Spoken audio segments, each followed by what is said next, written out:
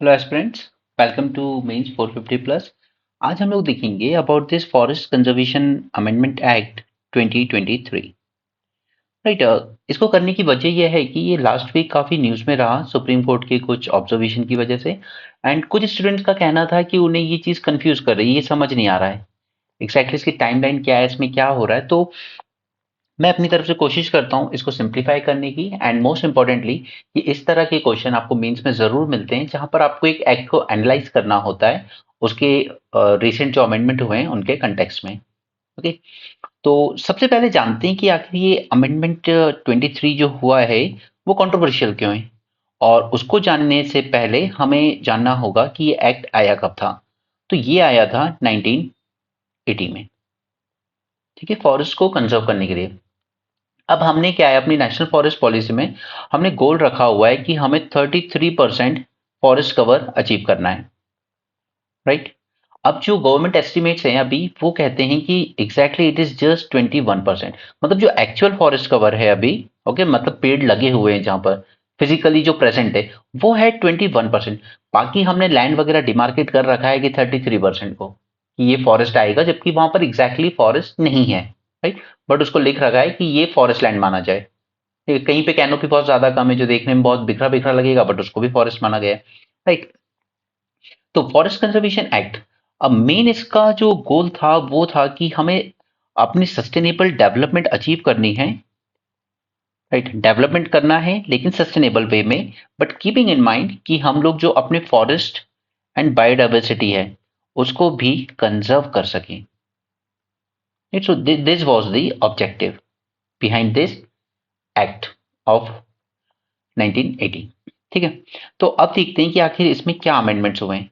But इस amendment पे जाने से पहले एक सुप्रीम कोर्ट के केस को जान लीजिए जो कि 1996 में आया था। जिसे फेमसली जानते हैं गोदावर्मन नाम से। ये गोदावर्मन केस, यहाँ पर सुप्रीम कोर्ट ने एक ऑब्जर्वेशन दिया था और उसी वजह से ये पूरा इशू न्यूज में आया फिर से। जहां पर सुप्रीम कोर्ट ने कहा था कि फॉरेस्ट को डिफाइन करेंगे आप एग्जैक्टली वैसे ही जैसे कि उसका डिक्शनरी मीनिंग होता है। राइट। यानी कि इस डिक्शनरी मीनिंग में दोनों चीज आ जाएंगी। वो लैंड जो रिकॉर्डेड है गवर्नमेंट के रिकॉर्ड्स में एज अ फॉरेस्ट, और दूसरा वो लैंड जो रिकॉर्डेड नहीं है बट वहां पर ट्रीज है, ट्रीज के अंडर ग्रोथ भी है। ठीक है, इस तरह का एरिया यानी कि जो भी ग्रीन पैचेस हो, ओके, कंजेस्टेड हो, डेंस हो, वहां पे ट्रीज हो, अंडर ग्रोथ हो, उसको भी फॉरेस्ट माना जाएगा। Though it is not mention in official government record as a forest. ठीक है। तो यहां पे आप कह सकते हो कि सुप्रीम कोर्ट ने गोदावरमन केस में काफी एक्सपेंडेड व्यू लिया था फॉरेस्ट का। राइट, काफी एक्सपेंडेड डेफिनेशन दी थी। अब यहां से प्रॉब्लम क्या हुई है कि आपने कह दिया जो रिकॉर्डेड नहीं है गवर्नमेंट लैंड में वो भी अगर फॉरेस्ट जैसा दिख रहा है, मतलब वहां पर ट्रीज वगैरह है, ठीक है, तो वो तो यार अगर सपोज मेरा कोई प्राइवेट प्राइवेट लैंड है, सपोज मेरे पास 1 एकड़ लैंड है बट यूज में नहीं है, तो मैंने वहां पे अच्छी ग्रीनरी ग्रो कर ली। राइट, फॉरेस्ट जैसा दिख रहा है मेरा लैंड, अब अच्छी हरियाली है, तो मुझे हमेशा ये डर रहेगा कि कल को इसको नोटिफाई किया जा सकता है एज अ फॉरेस्ट और मेरा जो 1 एकड़ का लैंड है वो मुझसे छिन जाएगा। राइट। या मैंने यहाँ पे सपोज कि कुछ नहीं तो चलो बैम्बू कल्टीवेशन कर दिया था मैंने उस टाइम, बस ऐसे ही खाली पड़ा था तो ठीक। अब आपने कह दिया कि ये तो फॉरेस्ट हो गया, दो बैम्बू को ट्री में निकाल लिया, बैम्बू की जगह आप कोई और प्लांट ले लीजिए, ठीक, और कोई ट्री ले लीजिए जो आपका फेवरेट हो, उसका मैंने कल्टीवेशन कर लिया अपने शौक पे, कोई भी प्लांटेशन कर लिया, बट अब वो फॉरेस्ट जैसा दिख रहा है, तो डिक्शनरी मीनिंग में तो वो फॉरेस्ट माना जाएगा, तो मुझसे मेरा प्राइवेट लैंड छीना जा सकता है या कल को इस पर रिस्ट्रिक्शन लगाई जा सकती है कि आप इसको कट नहीं करेंगे। ठीक है, मैंने चंदन के पेड़ पेड़ ग्रो कर लिए कि मैं इसको बेचूंगा, मस्त पैसा आएगा, बट वो फॉरेस्ट जैसा दिखने लगा। राइट। तो ये प्राइवेट आदमी इसमें क्या करता था कि फिर वो सोचता था नो नो, अगर मेरे लैंड पर पेड़ अपने आप भी उग जाएंगे ना तो भी मैं उनको कट डाउन कर दूंगा, मैं इसको बैरन लैंड ही रखूंगा। तो यहां पर जो land as a carbon sequestration का काम कर सकता था, ओके, वो भी नहीं कर पाएगा। यानी कि हम जो हमने टारगेट क्या रखा है, हमने टारगेट रखा है ना हमारा कि 2070 तक हमें नेट जीरो बनना है, इसके लिए हम लोग 2.5 to 3 billion carbon sink create करेंगे। तो ये कार्बन सिंक कहाँ क्रिएट करेंगे हम?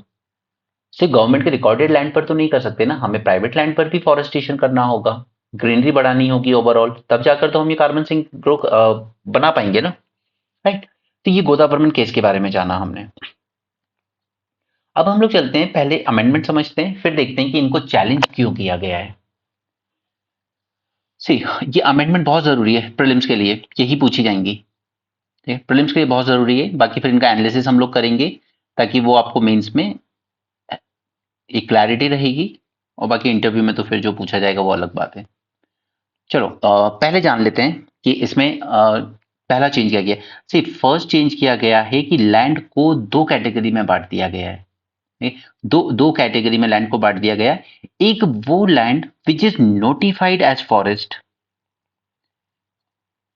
It is notified as forest under Indian forest act 1927,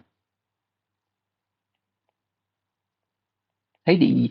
this act और एनी अदर लॉ, कोई भी और लॉ अगर इनेक्ट किया जाता है तो उसमें जो लैंड नोटिफाई कर दिया जाएगा एज अ फॉरेस्ट, एक तो वो कहलाएगा, दूसरा वो लैंड जो कवर नहीं है फर्स्ट कैटेगरी में, राइट, फर्स्ट कैटेगरी में नहीं कवर है वो, राइट, लेकिन वो नोटिफाई किया गया है after this enactment of this act, after the October 25 1980 act, जब वो एक्ट पास किया गया था, उसके बाद जिस एक्ट को गवर्नमेंट रिकॉर्ड में ऐड किया गया है, ठीक है। तो दो कैटेगरी में इसने लैंड को डिवाइड कर दिया। अब सबसे बड़े जो क्रिटिसिज्म आ रहे हैं वो आ रहे हैं एग्जेम्प्टेड लैंड की वजह से। एक एक करके समझेंगे एंड मेक श्योर कि आपको ये याद भी हो जाए यहीं पे, ठीक है। ये मत सोचा करो कि बाद में याद करेंगे लेक्चर के बाद, और नोट हैंड रिटन ही बनाने, बाकी तो मैं कई बार बता चुका हूँ, वो बाद में रियलाइज हो जाएगा आप लोगों को। एनीवे, फॉरेस्ट लैंड सी, अगर कोई भी रेल लाइन जा रही है वहां से, ठीक है, या रोडवे निकल रहा है, तो वहां पर कोई भी अगर एमिनिटीज प्रोवाइड करनी है किसी भी तरह की, तो मैक्सिमम आप 0.10 हेक्टेयर के लैंड को गवर्नमेंट एग्जाम्प्ट रख सकती है, फॉरेस्ट लॉ में नहीं आएगा। सपोज कोई बहुत डेंस फॉरेस्ट है, बहुत ज्यादा डेंस फॉरेस्ट, ठीक है, वहां से कोई हाईवे निकाल दिया आपने, तो इस हाईवे के अक्रॉस 0.10 हेक्टेयर के लैंड को फॉरेस्ट नहीं माना जाएगा, वहां पे गवर्नमेंट कोई भी कंस्ट्रक्शन कर सकती है, ठीक है। That is first point. Second, any land with in 100 kilometre of international border, ठीक है, इंटरनेशनल बॉर्डर के आसपास आने वाला 100 मीटर का लैंड, ये किसी भी लीनियर कंस्ट्रक्शन के लिए, या कोई भी प्रोजेक्ट जो नेशनल इंपॉर्टेंस का हो, नेशनल सिक्योरिटी से रिलेटेड हो, उसके लिए भी लैंड एग्जाम्प्ट माना जाएगा, ठीक है। फॉर एग्जाम्पल अरुणाचल प्रदेश, ठीक है, बहुत बहुत अच्छे अच्छे फॉरेस्ट है वहां, लेकिन ये कहाँ आता है? लाइन ऑफ एक्चुअल कंट्रोल के बहुत करीब। तो लाइन ऑफ एक्चुअल कंट्रोल से 100 किलोमीटर मीटर तक हम कोई भी कंस्ट्रक्शन कर सकते हैं। लीनियर मतलब रोड बना दिया, ब्रिज बना दिया, रेलवे लाइन डाल दी, कोई भी लीनियर प्रोजेक्ट, ठीक है, 100 किलोमीटर तक का लैंड वहां तक फॉरेस्ट नहीं माना जाएगा, ठीक है, उसके बाद फॉरेस्ट शुरू होगा ये मानेंगे। बट हम जानते हैं कि ये जो 100 किलोमीटर, मतलब अरुणाचल तो खैर पूरा ही फॉरेस्ट है, तो ये 100 किलोमीटर जो लैंड है ये काफी डेंस होगा, ये काफी फ्रेजाइल इकोसिस्टम होगा यहाँ का, तो इसको हम लोग किसी भी तरीके से काट पीट सकते हैं, कंस्ट्रक्शन कर सकते हैं, उसमें फॉरेस्ट कंजर्वेशन एक्ट 1980 अप्लाई नहीं होगा। क्लियर है 100 किलोमीटर तक। इसके अलावा अब बॉर्डर बॉर्डर वो तो बॉर्डर एरिया हो गया, ठीक है, बॉर्डर एरिया अगर नहीं भी है तो भी कोई भी forest land up to 10 hectare हम लोग कट डाउन कर सकते हैं अगर हमें कोई कंस्ट्रक्शन करना है for security related infrastructure. Security related infrastructure, यानी कि अगर मुझे कोई डिफेंस फैक्ट्री बनानी है, वहां पर मुझे हथियार बनाने हैं, वहां पर मुझे टैंक्स बनाने हैं, या मुझे मिसाइल बनानी है, तो मैं वहां ऐसे फॉरेस्ट में भी 10 हेक्टेयर का लैंड कैप्चर कर सकता हूं, उसको कट कर सकता हूं और वहां पर कुछ कंस्ट्रक्शन कर सकता हूं, उस पर भी फॉरेस्ट कंजर्वेशन एक्ट 1980 अलाउड नहीं होगा। अब देखिए एक बात और मैं आपको कहना चाहूंगा यहाँ पर कि ये जो वर्ड है ना, सिक्योरिटी रिलेटेड इंफ्रास्ट्रक्चर, ये बहुत वेग है, ठीक है? अब ऐसे तो मैं कह सकता हूं कि पाकिस्तान के साथ अगर वॉर चल रही है वो बम्बार्डमेंट करेगा। अब देखिए जब भी वॉर होती है ना, सबसे पहले कोई कंट्री अटैक करेगी आपके फुट पर, आपके जो बड़े बड़े शेल्स होंगे, वेयर हाउसेस होंगे ना, उन पे अटैक होता है, क्योंकि एक बार किसी देश में अगर भुखमरी फैल गई तो वॉर ज्यादा लंबी नहीं चल सकती, पब्लिक चलने नहीं देती है, ठीक है। तो सपोज कि मुझे बहुत शेल बनाने, बहुत सारा अनाज के भंडार बनाने, वो बड़े बड़े जो डोम साइज के होते हैं, तो मैं इसको भी तो डिफाइन कर सकता हूँ ना कि ये फूड सिक्योरिटी से रिलेटेड है मेरा, ये इंफ्रास्ट्रक्चर फूड सिक्योरिटी से रिलेटेड है। मुझे जंगलों के बीच में ये शेल कंस्ट्रक्ट करवाने हैं या शिफ्ट करवाने हैं, मूव करवाने हैं, क्योंकि मुझे कंट्री की फूड सिक्योरिटी को भी इंश्योर करना है। तो हो सकता है मैं जंगल काट के वहां पे वेयर हाउस और शेल बनाने लगूं कल को, कि फूड सिक्योरिटी रिलेटेड इंफ्रास्ट्रक्चर है ये, राइट। तो ये जो सिक्योरिटी वर्ड है ना, ये उतना अच्छे से डिफाइन किया नहीं गया है। तो इसमें तो आप फिर कुछ भी बोल सकते हो, कि कुछ भी चीज को आप कह दोगे ये हमारी सिक्योरिटी के लिए जरूरी है। Okay, next, up to 5 hectare, up to 5 hectare land भी एग्जेम्प्ट किया जाएगा लेफ्ट विंग एक्सट्रीमिज्म एरियाज में। लेफ्ट विंग एक्सट्रीमिज्म से रिलेटेड हमने पूरी चीज मेंस 450 प्लस के एक वीडियो में समझी थी, अगर आपको याद हो तो।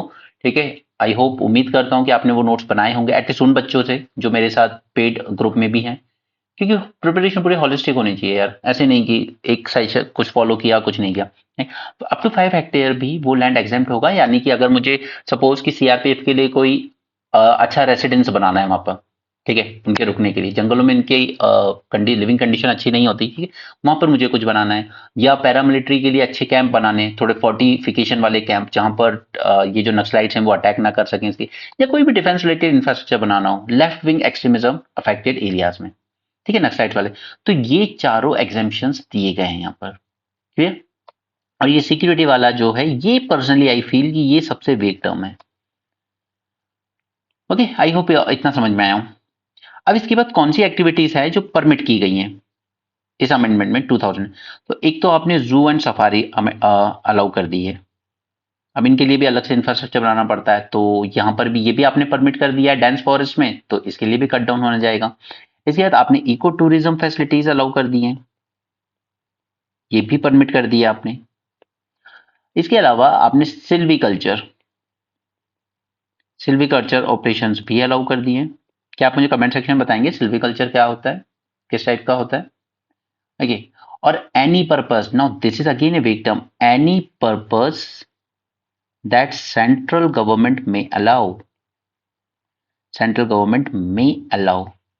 अब ये एनी वाला जो वर्ड होता है ना, ये वर्ड रखे इसलिए जाते हैं कि कल को हम कुछ भी ऐसी चीज कर सकते हैं और फिर कहेंगे ये तो एक्ट में पहले से थी, ठीक है, हमारे पास ये अधिकार है करने का, राइट।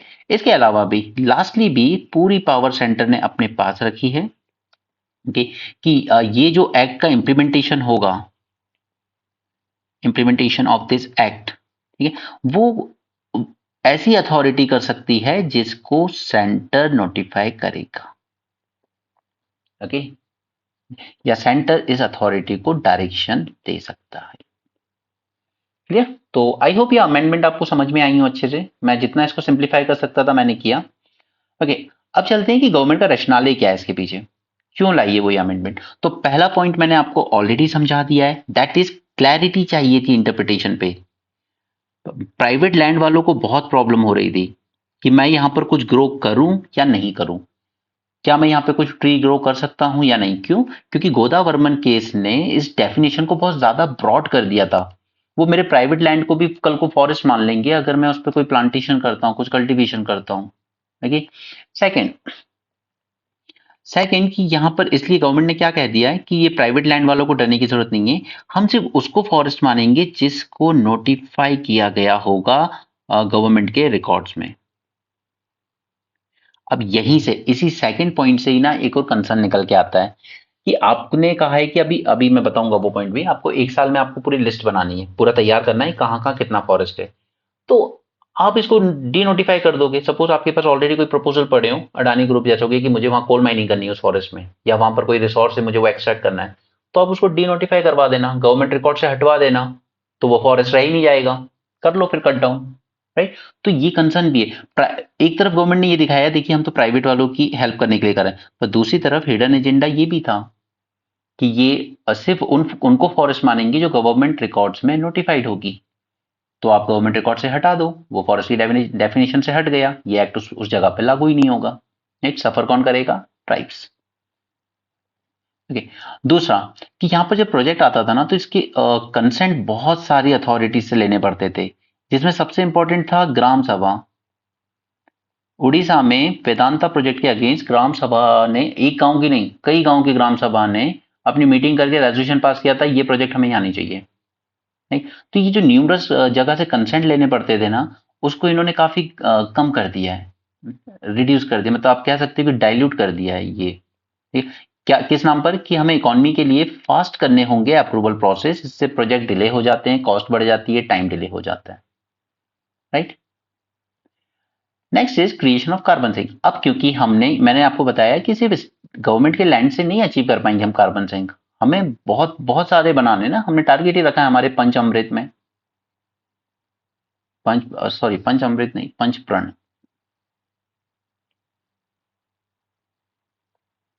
उसमें हमने टारगेट ही रखा है। हमने अपने आईएनडीसी गोल में भी बोला है 2.5 to 3 बिलियन टन के कार्बन डाइऑक्साइड कार्बन सिंक हम लोग बनाएंगे।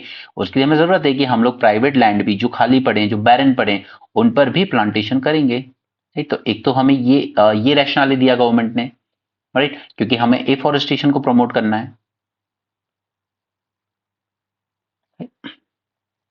नेक्स्ट एक और इंपॉर्टेंट एस्पेक्ट जो कि शायद कई कुछ हद तक वैलिड भी है, डेवलपमेंट सिक्योरिटी इंफ्रास्ट्रक्चर। अब वो चाहे एलएसी हो, एलओसी हो, या लेफ्ट विंग एक्सट्रीमिज्म है, जब तक आपके पास अच्छा डिफेंस इंफ्रास्ट्रक्चर नहीं होगा, ठीक है, या आप कह लीजिए कि जब तक अच्छी कनेक्टिविटी नहीं होगी, फोर्स का मोबिलाइजेशन उतना स्ट्रांग नहीं हो सकता। अब इमेजिन करो कि छत्तीसगढ़ या कहीं पर नक्सलाइट एक्टिव है ज्यादा, जंगल बहुत ज्यादा घने हैं, ठीक है, तो सीआरपीएफ को इंटेलिजेंस भी कैसे मिलेगी? आप सैटेलाइट के थ्रू ऑब्जर्व नहीं कर पाओगे, आप ड्रोन्स के थ्रू ऑब्जर्व नहीं कर पाओगे उनकी मूवमेंट, तो फिर वो sudden hidden attack, surprise attack हो जाता है। और अभी कुछ साल पहले जब हुआ था तो 84 सीआरपीएफ जवान शहीद हुए थे, और उसका फेलियर यही माना गया था कि पुअर इंटेलिजेंस थी, इंटेलिजेंस यूनिट के पास प्रॉपर था ही नहीं कि इनकी मूवमेंट किस तरफ हो रही है, राइट। तो इसमें हमें इंफ्रास्ट्रक्चर और कनेक्टिविटी, अब उसमें हमें मोबाइल टावर्स लगाने पड़ सकते हैं, राइट, हमें ड्रोन्स वगैरह बनाने हो सकते हैं, तो हमें वो इंडस्ट्रियल क्लस्टर्स भी बनाने होंगे, राइट। तो डेवलपमेंट सिक्योरिटी इंफ्रास्ट्रक्चर के लिए तो ठीक है, बट ये कहा जाए कि इसको हम जंगलों में ही करेंगे, ये कोई पॉइंट नहीं है। आपके पास बहुत जमीन बहुत है, सरकार के पास बहुत सरप्लस लैंड पड़ा हुआ है। इनफैक्ट आधे से ज्यादा मिनिस्ट्री को तो पता भी नहीं है, उनके पास प्रॉपर डेटा भी नहीं है कि हमारे पास कितना लैंड कहाँ कहाँ पड़ा हुआ है। तो ये डिफेंस सिक्योरिटी रिलेटेड इंफ्रास्ट्रक्चर आप दूसरी जगह पे भी कर सकते हो। एनीवे, आगे चलते हैं। It will help in promotion of agro forestry, right. तो हमें जरूरत यह है कि एग्रो फॉरेस्ट्री में हम लोग प्राइवेट फॉरेस्ट को एनकरेज करना चाहते हैं, कि लोग अपने प्राइवेट लैंड पर भी फॉरेस्ट प्लस एग्रीकल्चर दोनों चीज करें, मिक्स एंड मैच, ताकि अच्छा हेल्दी इकोसिस्टम भी मेंटेन किया जा सके। ओके, इसके बाद बेटर फॉरेस्ट मैनेजमेंट, अलग से और भी एक्टिविटीज प्रमोट की जा सकती है, राइट। बेटर इंफ्रास्ट्रक्चर बना पाएंगे हम लोग यहाँ पर, okay, for the front line forest staff. क्योंकि जनरली क्या है कि आप फॉरेस्ट सर्विस की बात तो कर लेते हो, क्योंकि ऑल इंडिया सर्विस है, ऑब्वियसली उसका चार्म अलग है, बट कहीं ना कहीं लड़कियां ज्यादा उसमें जाना पसंद नहीं करती फॉरेस्ट सर्विस में, क्योंकि वहाँ की कंडीशंस इतनी अच्छी नहीं है, वहाँ स्टाफ को जो फैसिलिटी मिलती है वो उतनी अच्छी नहीं होती है। क्लियर? इसके कंसर्न समझ लेते हैं, आखिर कंसर्न्स क्या है इससे रिलेटेड। ठीक है, तो अभी तक जितना मैंने समझाया उसमें अब तक समझ तो आ ही गया होगा। सबसे पहला, एक्सक्लूड कर दिया आपने काफी सारे फॉरेस्ट एरिया को, right.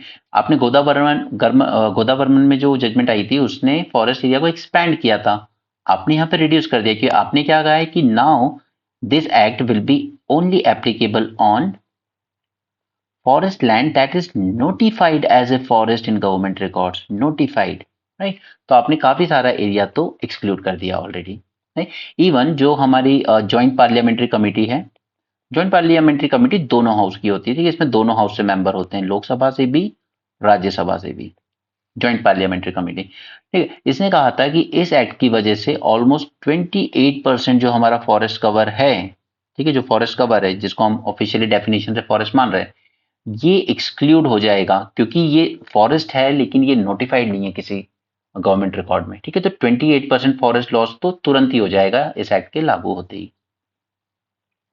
Exclusion of fragile ecosystem. अब देखिए, सबसे ज्यादा फॉरेस्ट हमें कहाँ मिलेंगे? एलएसी के नजदीक, चाहे वो अरुणाचल प्रदेश हो, चाहे सिक्किम हो, राइट, या फिर हमारा यूपी बिहार का, हमारे यूपी बिहार का तेराई रीजन हो, राइट, उत्तराखंड, बट आपने LAC LOC के नाम पर आपने इन सबको 100 किलोमीटर तक क्या कर दिया कि हम इसको कर सकते हैं। फिर सबसे ज्यादा लेफ्ट विंग एक्सट्रीमिज्म की जो मूवमेंट्स हो रही हैं वो कहाँ हो रही हैं? तेलंगाना, आंध्रा, उड़ीसा, छत्तीसगढ़, जो कि हैवीली फॉरेस्टेड एरिया है। Right? कल को ये लेफ्ट विंग एक्सट्रीमिज्म ऑलमोस्ट ये नॉर्थ ईस्ट की तरफ मूव कर ही चुके हैं काफी हद तक, तो फिर आप नॉर्थ ईस्ट की भी जो फॉरेस्ट एरिया हैं उनको भी एग्जाम कर दोगे अप टू 10 हेक्टेयर्स। राइट, तो आपने जो सबसे फ्रेजाइल इकोसिस्टम था इंडिया का उसी को एक्सक्लूड कर दिया है। ठीक है। इसके अलावा काफी ज्यादा एग्जामेशन दे दिए आपने। चलिए सिक्योरिटी के नाम पे दिए वो ठीक है, आपने जू और सफारी को के नाम पर भी एग्जामेशन दे दिए, आपने इको टूरिज्म के नाम पर भी एग्जामेशन दे दिए, तो थोड़े ज्यादा एग्जामेशन हो गए। सिक्योरिटी के पॉइंट ऑफ व्यू से बात समझ में आती है, बट जू और सफारी के लिए आपने एक अच्छे खासे फॉरेस्ट को डेफिनेशन से ही बाहर कर दिया, तो वो ठीक नहीं है। सेंट्रलाइजेशन ऑफ पावर, ग्राम सभा का तो वैल्यू ही नहीं की उन्होंने। राइट, हमने अभी थोड़ी देर पहले इको लेक्चर किया था 6 शेड्यूल वगैरह, उसमें हमने जाना था कि ऑटोनमस रीजन बनाए जाएंगे उनके, ठीक है, ताकि उनके खुद के जो काउंसिल होंगे वो गवर्न करेंगे फॉरेस्ट अपने। तो आपने तो उन सबकी आवाज ही खत्म कर दी। ठीक है, इनफैक्ट नागालैंड और सिक्किम जैसों ने तो कहा भी है इस बात को कि आपने तो हमारे जो राइट्स थे फॉरेस्ट पे उन्हीं को डायल्यूट कर दिया, सेंटर ने अपने पास पावर ले ली है पूरी। ठीक है, हमने ऊपर 2 पॉइंट देखे ना, कहाँ गए? Right, this any purpose center government may allow, okay, and this center may give direction to the authority जो इसको implement करेगी। ये तो स्टेट्स की पावर को इसने डाइल्यूट किया है, पावर को सेंट्रलाइज किया हुआ है। इसके बाद डिसएनफ्रेंचाइजमेंट ऑफ लोकल फॉरेस्ट ड्वेलर्स। ठीक है, यहाँ पे जो फॉरेस्ट ड्वेलर्स हैं, जो ट्राइबल्स हैं, जो एग्जैक्टली जो लोग वहां पर रह रहे हैं, उनके लिए चीजें मुश्किल कर दी है आपने, सिंप्लीफाई कर दिया। आपने क्या कहा कि जो भी परमिशन वगैरह लेनी होगी वो प्रोसेस हम फास्ट करना चाहते हैं, इजी करना चाहते हैं, तो इन लोकल फॉरेस्ट ड्वेलर्स की कंसर्न का क्या? राइट, उनको वॉइस मिलेगी कैसे फिर? ओके, अब आते हैं हम सुप्रीम कोर्ट ने एग्जैक्टली क्या ऑब्जर्वेशन लिए। तो इसको मैं आपको थोड़ा सिस्टमैटिक वे में समझाता हूं कि आखिर जो पेटिशनर्स आए थे उन्होंने क्या कंसर्न पहले तो रेज किए, वो जानना जरूरी है, तब जाके आप समझेंगे कि सुप्रीम कोर्ट ने उनके रिस्पेक्ट में क्या जजमेंट दिया। ठीक है, पहला कंसर्न जो आया वो आया था रूल 16 के रिस्पेक्ट में। ये मैं आपको जो समझाने के रूल वगैरह बता रहा हूँ, बाकी एग्जैक्टली आपको मोटा मोटा याद रखना है, इतना डेप्थ में नहीं। ठीक, कि ये जो रूल 16 आया अंडर दिस अमेंडमेंट ऑफ 2023, इसने क्या कहा कि आपको प्रिपेयर करेंगे हम लोग रिकॉर्ड। इसने बोला कि हम लोग we will prepare the record of forest land, और ये काम करेगा आपका स्टेट्स और यूटी। ठीक है, बट बात ये है कि ये जो प्रोसेस है ना ये अभी अंडरवे है। राइट, यानी कि अभी ये किया जा रहा है, दिस इज अंडरवे। अब जो पेटिशनर्स थे यहाँ पर उनको एप्रीहेंशन थे, उनको इस बात का डर था कि जो लैंड अभी तक फॉरेस्ट माने जा रहे थे एज पर गोदावर्मन जजमेंट, ठीक है, उनको इस दौरान जब तक ये प्रोसेस चलेगा ना उसी में ये लोग उसको डाइवर्ट कर देंगे, क्योंकि यहाँ पे 1 साल की लिमिट की गई है कि आपको 1 साल के अंदर ये रिकॉर्ड बनाने होंगे। तो 1 साल में तो आप काफी सारा फॉरेस्ट पहले ही डाइवर्ट कर दोगे, क्योंकि आपके पास प्रोजेक्ट तो प्रपोजल तो पड़े ही रहते हैं पहले से किसी ना किसी कॉर्पोरेट के कि हमें यहाँ पर ये काम करना है वो करना है। राइट, तो इसको लेकर सुप्रीम कोर्ट ने इस कंटेंशन पे क्या ऑर्डर दिया वो जानते हैं। ठीक है, इसने कहा कि जब तक आप ये प्रिपेयर नहीं कर लेते, जब तक आप ये रिकॉर्ड प्रिपेयर नहीं कर लेते, तब तक फॉरेस्ट की डेफिनेशन वही मानी जाएगी जो गोदावर्मन केस में थी। क्लियर? ये सुप्रीम कोर्ट ने पहली direction the.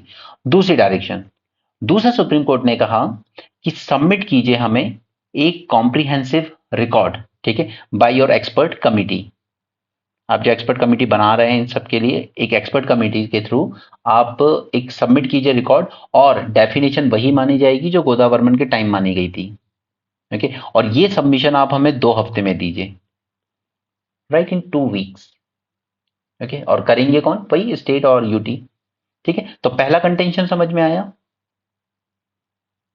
Right, I hope आपको पहला कंटेंशन समझ में आया हो। ओके, दूसरे पे चलते हैं। और हाँ, ये जो कमेटी बनेगी ना, ये एक्सपर्ट कमेटी, इसको एक बात और सुप्रीम कोर्ट ने स्ट्रिक्टली वार्न की है। इट सेड दैट कि आपके पास हम ये लिबर्टी तो दे रहे हैं कि आप एक्सपैंड कर सकते हो फॉरेस्ट के एम्बिट को, ठीक है, एक्सपैंड कर सकते हो, उन फॉरेस्ट को भी आप काउंट कर लो जो वर्दी हैं प्रोटेक्शन के, ठीक है, which are worthy of protection. यानी कि गोदावरमन जजमेंट आया था 96 में, ठीक है, उसके बाद भी हो सकता है काफी सारा ऐसा फॉरेस्ट ग्रो हो गया हो जो अभी रिकॉर्ड में आता नहीं है, ठीक है, उसके बाद ग्रो हुआ है जजमेंट के बाद, तो आप उसको भी कंसिडर कर सकते हो, राइट। ये भी इनको ये लिबर्टी दी गई, ठीक है। तो ये पहला कंटेंशन समझ में आया। सेकंड कंटेंशन पे चलते हैं। सेकंड क्या ऑब्जेक्शन लगाया इन लोगों ने? सेकंड ऑब्जेक्शन इन लोगों ने लगाया विद रिस्पेक्ट टू सेक्शन 5, ठीक, इसी 2023 की अमेंडमेंट में जो गवर्नमेंट सेक्शन 5 इंसर्ट किया, जो एग्जेम्प्ट कर देती है इन सबको, सफारीज एंड जू को, राइट। इसको भी इन्होंने कहा कि ये गलत है। ऐसे तो आप कहीं भी जू बनाते रहिए, कहीं भी सफारी बोल दीजिए और उसको आप वो कर देना, ठीक है। तो इसको लेकर भी सुप्रीम कोर्ट ने अपना ओपिनियन दिया इस कंटेंशन को लेकर। उसने कहा कि अगर कोई भी प्रपोजल आता है, कोई भी प्रपोजल आता है जू और सफारी के लिए आपके पास, तो आप उसको अप्रूव नहीं करेंगे without permission of supreme court. Supreme court से पूछिए, सुप्रीम कोर्ट अगर परमिशन देगा तभी आप अप्रूव करेंगे। तो आपको दोनों कंटेंशन समझ में आए? दोनों कंटेंशन आई होप समझ में आए ही होंगे। रूल 16 को लेकर है और सेक्शन 5 को लेकर है। क्लियर? ठीक है, यही सब मैंने यहां लिखा है। डेफिनेशन वही मानी जाएगी। कॉम्प्रिहेंसिव रिकॉर्ड सबमिट कीजिए कोर्ट को, और कोई भी जू सफारी को अप्रूव नहीं करोगे बिना सुप्रीम कोर्ट की परमिशन के। ऑलराइट, आई होप आपको यहां तक समझ में आया हो। एक तो तुम लोग ना बताते नहीं हो, और मेंस की वीडियो जब देखते हो उसके बाद बताते नहीं हो कि क्या समझ में आया और क्या नहीं। फिर मैं अगले वीडियो भी जब बनाता हूँ तो मुझे बार बार यही पूछना पड़ता है आपसे, और उम्मीद बस खुद ही उम्मीद कर सकता हूँ कि आपको समझ में आया होगा, राइट। सो एटलीस्ट अपने फीडबैक जरूर दिया करो यार, वो थोड़ा ईजी होता है। बिकॉज मैं कोशिश करता हूँ कि जितना सिंप्लीफाई कर सको, क्योंकि I have also been through this phase जो आप लोग अब गुजर रहे हो। सो मैं समझ सकता हूँ कि क्या समझने में दिक्कत आती है और क्या नहीं, बट अगर आपका फीडबैक रहेगा तो ज़्यादा बेटर होगा मेरे लिए। वे फॉरवर्ड अब क्या करें? देखिए, सबसे पहले तो जो आप ग्राउंड लेवल सर्वे है ना उसको जल्दी कंप्लीट कीजिए। 1 साल का टाइम मत लीजिए। कोर्ट ने जैसे कहा है कि ये जो रूल 16 था, ठीक है, उसके अंडर में जो एक्सपर्ट कमेटी बनाई जाएगी, वो अपना काम जितना जल्दी करेगी उतना बेटर होगा, ताकि फॉरेस्ट डायवर्जन को रोका जा सके, और जल्द से जल्द इसको अपनी रिपोर्ट कोर्ट को देनी चाहिए। दूसरा, अल्टीमेटली जरूरत तो है यार कि बैलेंस वे में चलना होगा हमें। हमें डेवलपमेंट भी चाहिए, राइट, नो डाउट की डेवलपमेंट भी चाहिए, but at the same time conservation भी करना है हमें। तो हमें पूरा एनवायरमेंट एंड सोशल कॉस्ट दोनों को मेंटेन करना होगा। ऐसा नहीं कि डेवलपमेंट करना है तो उसमें हम अपने ट्राइबल और इंडिजिनस लोगों के राइट्स को ही हार्म करना शुरू कर दें, ओके, वो भी एक्सेप्टेबल नहीं है। दूसरा, we need to respect the rights of the indigenous people, specially जो ट्राइबल्स पीपल हैं, क्योंकि उनका सिर्फ एक ही कहना है, जल, जंगल एंड जमीन, ये तीन हमारी है, राइट, 3J, ये तीन हमारी है, ये हमसे कोई नहीं छीन सकता। अदरवाइज फिर वो नक्सलिज्म और वो सब लड़ाइयाँ चलती रहेंगी। नेक्स्ट इज कि स्पेसिफाई कीजिए डेफिनेशन को, प्रॉपर आप स्पेसिफाई कर दीजिए कि फॉरेस्ट हम किसको कंसिडर करेंगे, तो वरना ये सब इस तरह का मिस इंटरप्रिटेशन होता रहेगा, right. A specified definition of forest must be based, exactly आप वो डेफिनेशन भी यूज कर सकती हो जो क्योटो प्रोटोकॉल में यूज की है हमने, क्योंकि वर्ल्ड ने क्योटो प्रोटोकॉल में जो डेफिनेशन की आप उसी को यूज कर लो, राइट। और जो हमारी फॉरेस्ट सर्वे होता है वो भी उसी को कंसिडर करता है, उसी डेफिनेशन को, तो फिर आप भी वही वही यूज कर लो ना। क्यों ये गोदावरमन और गवर्नमेंट अपनी डेफिनेशन बनाने में लगी है? क्लियर? तो आई होप ये लेक्चर आपको अच्छे समझ में आया हो। न्यूज में था काफी टाइम, मैंने अपनी तरफ से जितना सिंप्लीफाई कर सकता था मैंने कोशिश की। अगर एक बार में समझ में ना आए दोबारा देख लेना, ठीक है। अमेंडमेंट समझ लो अच्छे से, उसका रैशनली क्या दिया गवर्नमेंट ने। अगर रैशनली समझ में आ गया तो कंसर्न अपने आप समझ में आ जाएंगे, और जहां कंसर्न है उसका जस्ट ऑपोजिट ही आपका वे फॉरवर्ड बन जाता है। ठीक है, गोदावरमन केस भी हमने डिस्कस कर लिया। So that's it for this session. Thanks for joining, have a great day and keep learning.